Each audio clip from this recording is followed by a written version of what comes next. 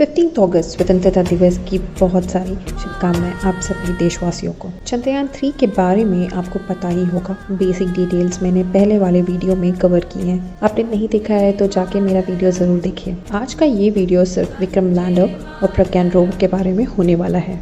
अंत तक इस वीडियो को ज़रूर देखिएगा क्योंकि यहाँ पे इस वीडियो में बहुत ही सादे और सिंपल तरीके से चंद्रयान 3 के बारे में बात हुई है। नमस्ते आप सभी को, मेरा नाम है उर्वशी। तो चलिए आगे बढ़ते हैं वीडियो की तरफ। चंद्रयान 2 मिशन 90 to 95% सक्सेसफुल था, बट 5 to 10% हिस्सा जो अनसक्सेसफुल था उसी को पूरा करने के लिए चंद्रयान 3 मिशन हो रहा है। चंद्रयान 2 में Vikram lander and Pragyan rover चांद पे सॉफ्ट लैंडिंग नहीं कर पाए।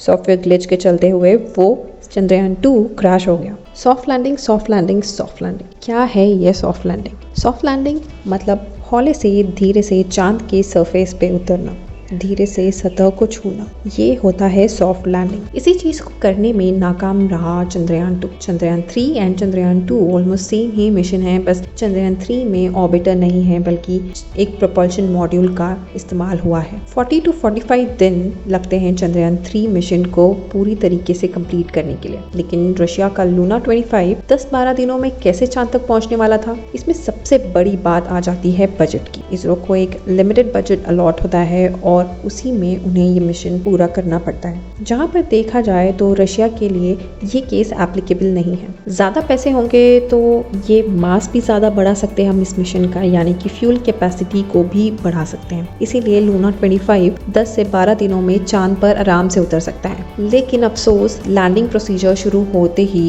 लूना 25 क्रैश हो गया। अब सारी दुनिया की निगाहें हमारे प्यारे इंडिया पे टिकी हैं और मुझे पूरा यकीन है कि हम होंगे कामयाब। लूना 25 कम दिन क्यों लेता है? कि वो तो डायरेक्टली जा रहा है पूरा टाइम फ्यूल को बर्न करते हुए, बट बजट कंस्ट्रेंट की वजह से हमें मनूवर करते हुए जाना पड़ता है। मनूवर को और अच्छे से समझने के लिए आप मिशन मंगल को देख सकते हैं। मिशन मंगल मूवी अक्षय कुमार की, नहीं देखिए तो जाके देखिए। ऑर्बिट को चेंज करने के लिए मनूवर का इस्तेमाल होता है, मतलब प्रिसाइसली सही समय पे सही पोजीशन पे प्रोपल्शन इंजन को फायर करना ताकि वो दूसरे ऑर्बिट में शिफ्ट हो जाए। और ऐसे ही इसरो को करना पड़ता है क्योंकि वो अपना मास यानी कि लोड नहीं बढ़ा सकता बजट कंस्ट्रेंट की वजह से। चंद्रयान 2 एंड चंद्रयान 3 में भी स्पेसक्राफ्ट को मनूवर करते हुए चांद तक लेके आया गया है। अर्थ के अराउंड 5 मनूवर करने पड़ते हैं, तब जाके वो LOI फेज से गुजरता है। LOI फेज यानी कि लूना ऑर्बिट इंसर्शन फेज, जिसमें स्पेसक्राफ्ट अर्थ की ग्रेविटी से निकलकर लूना ऑर्बिट में आ जाता है और चांद का चक्कर लगाता है। फिर अराउंड 5 ऑर्बिट रिडक्शन फेजेस होते हैं और फिर फाइनल लैंडिंग प्रोसीजर शुरू होता है। चंद्रयान 2 मिशन में लैंडिंग प्रोसीजर के दौरान तकनीकी खराबी के चलते लैंडिंग मिशन फेल हो गया, लेकिन इस बार इसरो ने पूरा भरोसे के साथ कहा है कि चंद्रयान 3 मिशन अंजाम दिया जाएगा और सक्सेसफुल भी होगा। Chandrayaan 2 mission success based mission था और चंद्रयान 3 एक फेलियर बेस्ड मिशन है, यानी कि जो भी चीजें गलत हो सकती हैं, जो भी चीजें फेलियर को अंजाम दे सकती है, इन सारी चीजों पे हमारे मेहनती साइंटिस्ट और स्टाफ ने काम किया है। इसरो के चीफ मिस्टर एस सोमनाथ ने कहा है कि अगर स्पेसक्राफ्ट के सारे सेंसर्स भी काम ना करे और 4 में से 2 इंजन भी काम करते रहे तो विक्रम लैंडर मून पे सॉफ्ट लैंडिंग कर पाएगा। बस ये है इम्पोर्टेंट है कि जो फीड किए गए एल्गोरिदम्स है वो अच्छे से काम करते रहे। तो चंद्रयान 2 एंड चंद्रयान 3 के की डिफरेंसेस की ओर देख लेते हैं। चंद्रयान 2 में 5 इंजन्स का इस्तेमाल हुआ था, मतलब 4 इंजन्स कोने में लगे हुए थे और 5वां इंजन मिडिल में लगा। पर्पस ये था कि ये मिडिल इंजन का कि जब वो लैंडिंग सरफेस के करीब होगा तो चंद्रयान 2 सिर्फ मिडिल इंजन का इस्तेमाल करते हुए एक सॉफ्ट और सेफ लैंडिंग करेगा और चंद्रयान 3 में बीच वाला इंजन निकाल दिया गया है। फिर आ जाती है इंजन थ्रस्टर्स की बात। दूसरी चीज, ये इंजन जो है वो थ्रस्ट को प्रोवाइड करने में हेल्प करता है, इसीलिए इसे थ्रस्टर्स भी कहा जाता है। तो दूसरा की डिफरेंस ये है कि चंद्रयान 2 में इंजन्स जो थे वो थ्रॉटलेबल नहीं थे, बट चंद्रयान 3 में थ्रॉटलेबल इंजन्स को प्रोवाइड किया गया है। आपका सवाल होगा कि ये थ्रॉटलेबल इंजन्स क्या है, तो इसे समझते हैं एक एग्जांपल की हेल्प से। सपोज कि आप ड्राइव कर रहे हैं और आप जब ड्राइव करते हैं तो आप स्पीड को बढ़ाते या कम करते हैं गाड़ी चलाते वक्त। जब स्पीड बढ़ती है तो एक्चुअल में इंजन में क्या होता है उसे देखते हैं। जब स्पीड बढ़ती है तो इंजन में कंबशन भी ज्यादा होता है, यानी कि फ्यूल का यूटिलाइजेशन भी ज्यादा होता है, और जब स्पीड कम होती है है तब फ्यूल का यूटिलाइजेशन भी कम होता है। अब मान लेते हैं आपकी गाड़ी में आप वेरिएबल एक्सेलरेटर को यूज नहीं कर रहे हैं, यानी कि आपकी जो स्पीड है वो 20 किलोमीटर पर आवर के स्टेजेस में ही बढ़ेगी या कम होगी। अब मान लेते हैं कि आपकी स्पीड कुछ 80 किलोमीटर पर आवर के हिसाब से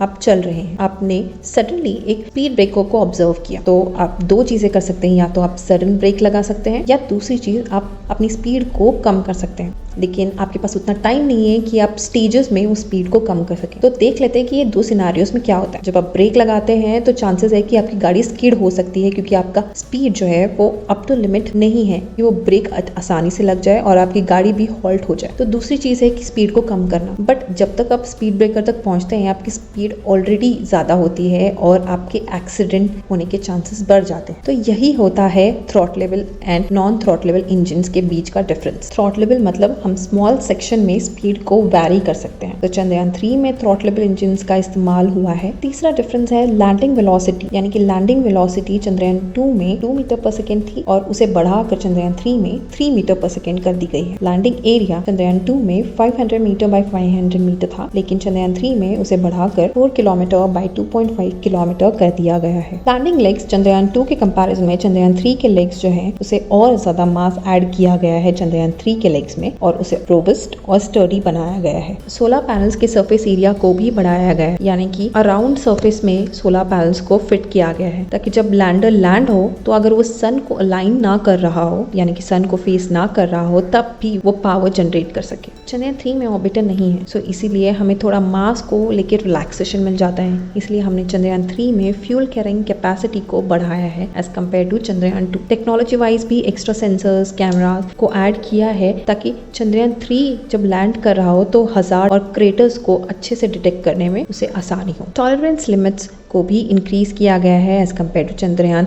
2। ये तो हो गए की डिफरेंसेस, लेकिन ये डिफरेंसेस क्यों दिए गए हैं और इसे क्या होगा, इस चीज को समझने के लिए हमें चंद्रयान 2 में हुए फेलियर्स को समझना होगा। ISRO chief mister S Somnath ने कहा था कि चंद्रयान 2 में सबसे पहली प्रॉब्लम हमें एक्चुअल लैंडिंग प्रोसीजर के पहले आई। जब स्पेसक्राफ्ट मनूवर करता है तब वो हॉरिजॉन्टल तरीके से अलाइन होता है, और जब वो लैंडिंग के वक्त उसे वर्टिकल स्टांस में आना बहुत ही ज्यादा जरूरी होता है। तो चंद्रयान 2 में वो वर्टिकल स्टांस में आया ही नहीं था और उससे पहले ही लैंडिंग प्रोसीजर जो है वो शुरू हो गया था। तो वहां से दिक्कत आनी शुरू। उसी को एडजस्ट करने के लिए वो इंजन फायर करने लगा और उस वजह से हुआ ये कि स्पेसक्राफ्ट की स्पीड जो है, यानी कि वेलोसिटी जो है वो काफी कम थी जितनी कि एक्चुअल में होनी चाहिए। लैंडिंग सरफेस के कुछ दूर ऊपर जब हम आए तब पता चला कि लैंडिंग साइट तो अभी काफी दूर है और उतना टाइम नहीं है कि हम वहां तक पहुंच जाए। तो सॉफ्टवेयर के कमांड के हिसाब से हमें वहां तक पहुंचना है, वो भी उस टाइम तक। तो हुआ ये कि सॉफ्टवेयर ने ये बताया इंजन को कि अपनी स्पीड को बढ़ाओ, यानी कंबशन बढ़ाओ। तो हुआ ये कि कम टाइम में स्पीड तो बढ़ गई, लेकिन हमारे पास उतना डिस्टेंस नहीं था कि हम